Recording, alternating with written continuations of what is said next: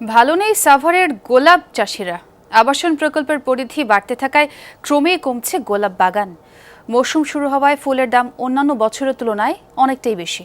সেচ সংকট সহ নানা কারণেও কমছে উৎপাদন। বিষয়টি নিয়ে সরকারের হস্তক্ষেপ চায় উপজেলা কৃষি বিভাগ।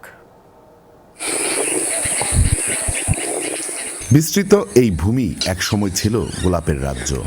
নানান রঙের ফুলের সৌরভ মাতিয়ে রাখত চারপাশ। সেই উর্বর জমিতে এখন অপরিকল্পিত নগরায়নের আগ্রাসন। সাভারের বিরুলিয়ায় বাগানে বাগানে ফুটে থাকা গোলাপ যেন এই অঞ্চলের চাষিদের কাছে আশীর্বাদ। প্রতি মৌসুমে আয় আসে প্রায় 100 কোটি টাকা। তবে এই আয়ের গ্রাফ এখন নিম্নমুখী। নানা সংকট আর প্রতিবন্ধকতায় ভালো নেই চাষিরা। দিনের পর দিন কমছে গোলাপ বাগানের পরিধি। 10-15 বছর মানে বাগানের অবস্থা এরকম হয়নি, কারণ এবার বাগানে ফুল নাই।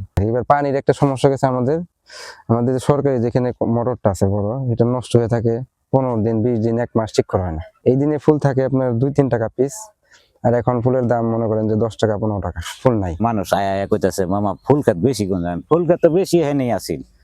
তো এটা বেচা কিনা মালিকরা বেচা কিনা করে আসছে, এই জন্য ওই কোম্পানি নিয়ে কাটতে আসছে। রিস্কিত জমি যেগুলো ওগুলো মনে করেন বিক্রি করতেছে।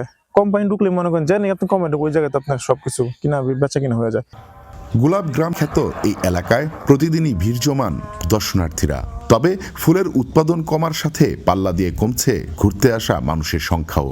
গোলাপ বাগানের পরিবেশ দেখে হতাশ তারা।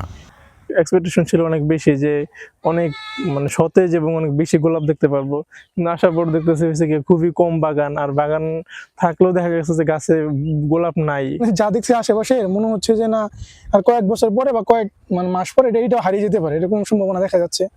উৎপাদন বৃদ্ধিতে চাষিদের পাশে থাকার কথা জানালেও আবাসন ঠেকাতে সরকারের হস্তক্ষেপ চান কর্মকর্তারা। নগরায়ন এবং হাউজিংয়ের বাড়িঘর তোলার কারণে, অবকাঠামো দেওয়ার কারণে আমাদের এই ফুল চাষিদের যে জমিটা ছিল সেগুলো কমে যাচ্ছে। এদিকে আমরা মনে করি সরকারের একটু নজর দেওয়া উচিত। আরেকটা বিষয় হচ্ছে তাদের এই সময়ে যেন তারা নির্বিঘ্নে সার কীটনাশক এর নিরবিচ্ছিন্ন সরবরাহ পায়। এই কারণে আমাদের উপসহকারী কৃষি অফিসাররা তারা মাঠ পর্যায়ে কাজ করছে।